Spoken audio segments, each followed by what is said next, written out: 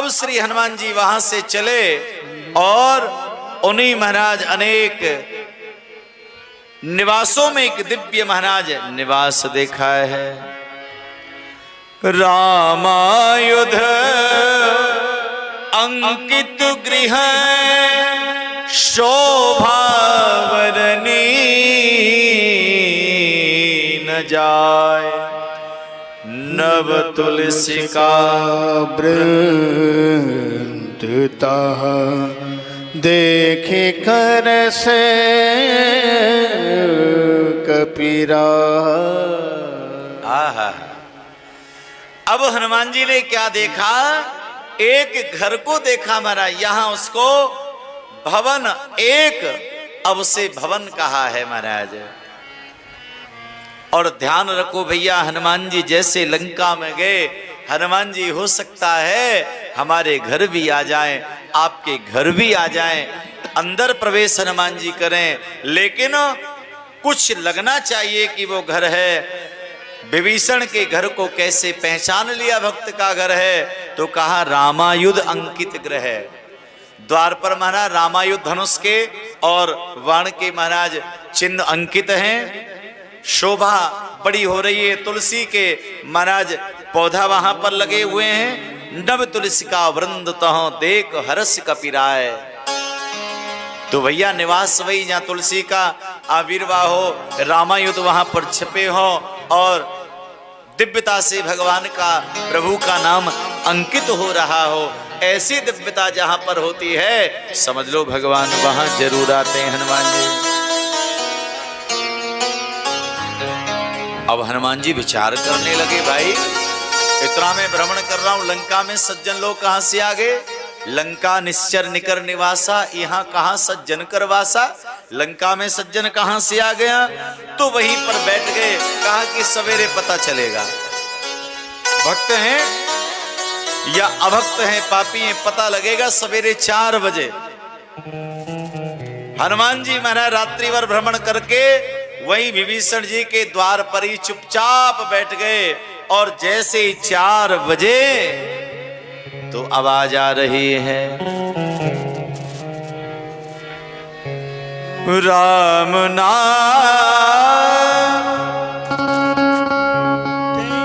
तेहि सुमिरन कीना। भैया सवेरे जल्दी जकर के जो भगवान का नाम गाए, राम राम बोले, जय श्री कृष्ण बोले, राधे राधे बोले। आहा,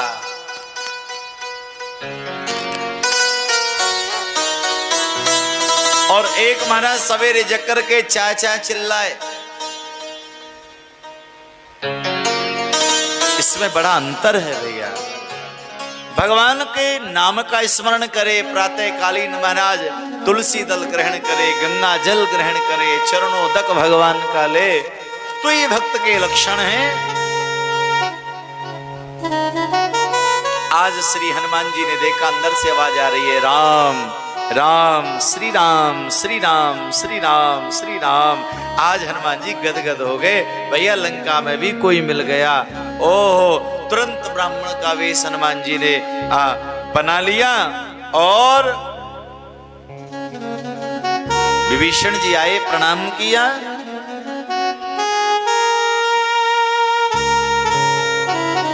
राम नाम का उच्चारण हनुमान जी ने किया। विभीषण बोल पड़े, हे ब्राह्मण देव, तुम कौन हो जो इस प्रकार से राम नाम का गुणगान कर रहे हो, राम नाम को गा रहे हो? तुम कौन हो? कर प्रणाम पूछी कुशलाई, विप्र कहो निज कथा बुझाए। तो जो हनुमान जी महाराज से पूछा, उन्होंने पूरी कथा को सुना दिया।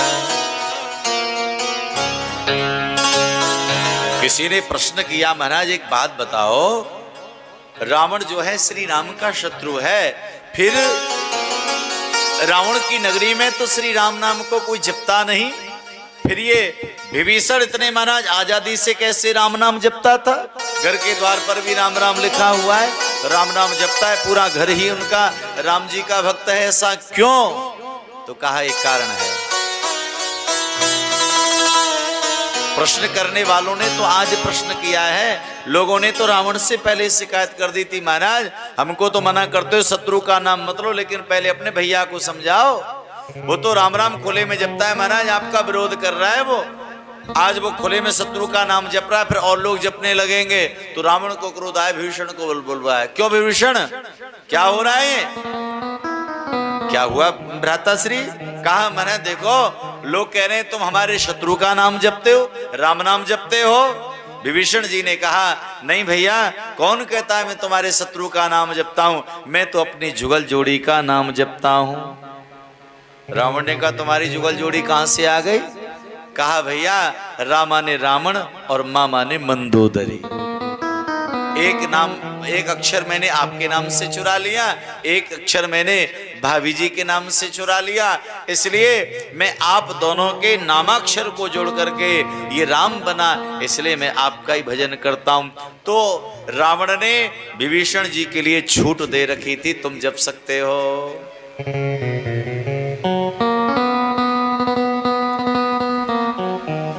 तो भैया ये भक्त की पहचान है, राम नाम का उच्चारण और दरवाजे पर भगवान नाम का स्मरण अंकित। और क्या समय था भैया, वो बहुत पुराना जो जमाना था, और आज भी जो भगवत भक्त हैं वहां भी आप देखेंगे तो मिलेगा। पहले लोग अपने घर के द्वारों पर मंत्रों का लिखवाते थे महाराज, द्वादशाक्षर मंत्र, षोडशाक्षर मंत्र, पंचाक्षर मंत्र,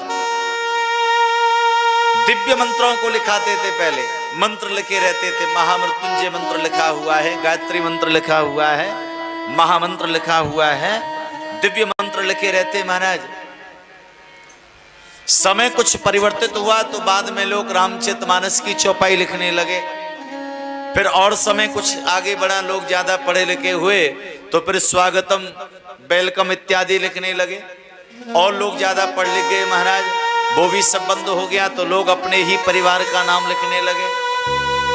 और आजकल तो लोग इतने ज्यादा कुशल हो गए, इतने ज्यादा दिव्य हो गए, अब महाराज अपने घर के द्वार पे लिखते हैं कुत्तों से सावधान, भाव से कहो जय श्री राम। कई कई जगह तो ऐसा होता है महाराज, घर में कुत्ता नहीं फिर भी लिखा हुआ है, पूछते हैं महाराज घर में कोई कुत्ता नहीं फिर भी क्यों लिखा हुआ? कहा लोगों को डराने के लिए। लेकिन नहीं भैया, प्रभु का नाम अपनी वाणी पर भी होना चाहिए, घर के द्वार पे भी होना चाहिए, उससे भक्त की पहचान है। और आज श्री हनुमान जी और श्री विभीषण जी मिले हैं तो हनुमान जी ने कहा प्रभु एक बात बताओ विभीषण जी, आप इस लंका में रहते कैसे हो? तो क्या कहा विभीषण जी ने?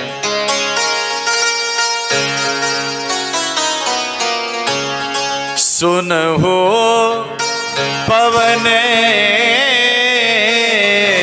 सुत रहन हमारे,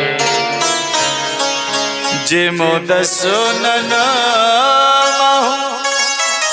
जीव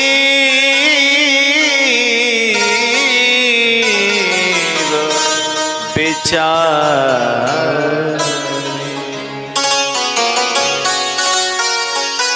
विभीषण जी महाराज कहने लगे हे भैया हनुमान जी, मैं तो ऐसे रहता हूं जैसे दांतों के बीच में जीव रहती हो, ऐसे रहता हूं, न जाने कब दांतों के बीच में आ जाए। हनुमान जी ने कहा कि तर्क तो बहुत अच्छा दिया है, हमारा तर्क भी सुन लो। एक बात बताओ विभीषण जी, दांत पहले आते हैं या जीभ पहले आती है? विभीषण जी ने कहा हनुमान जी पहले तो जीभ आती है, दांत बाद में आते हैं। अच्छा दांत पहले जाते हैं या जीभ पहले जाती है? तो कहा दांत पहले जाते हैं, जीभ तो बनी रहती है। तो कहा चिंता न करो, तुम बने रहोगे, ये राक्षस सब दांत हैं और प्रभु श्री राम जी पधारेंगे और सबको झड़ा देंगे महाराज। भाव से कहो जय श्री राम, तुम बने रहोगे, मानो संकेत दे दिया। विभीषण जी कहने लगे हे हनुमान जी, श्री राघव आपके ऊपर कृपा करते हैं, मेरे ऊपर कृपा कब होगी? लेकिन इतना तो मुझे विश्वास हो गया है अब मोहि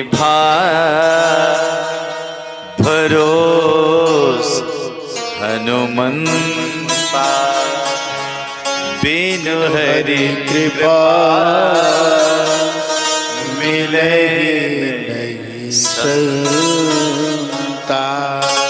अब मुझे विश्वास हो गया है बिना भगवान की कृपा के, संतों की कृपा से, भगवान की कृपा से संत नहीं मिलते महाराज। और संतों की कृपा हो जाए तो भगवान जरूर मिलते हैं। मुझे विश्वास हो गया मेरे ऊपर भगवान कब कृपा करेंगे। हनुमान जी ने कहा तुम एक कृपा कर दो, आज हम और तुम दोनों एक सौदा करते हैं। विभीषण जी ने कहा मतलब? बोले तुम मुझे मेरी माँ से मिला दो और मैं वचन दूंगा कि मैं तुमको पिताजी से मिलवा दूंगा।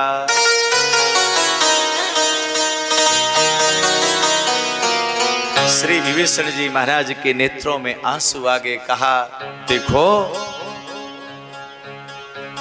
इस समय सीता मैया सुख वाटिका में सुख वृक्ष के नीचे विराजमान है और वहां पर किसी को जाने की अनुमति नहीं है। हे हनुमान जी महाराज बस मैंने पता तुमको बता दिया है, अब अपनी बुद्धिमानी से आप चले जाओ महाराज।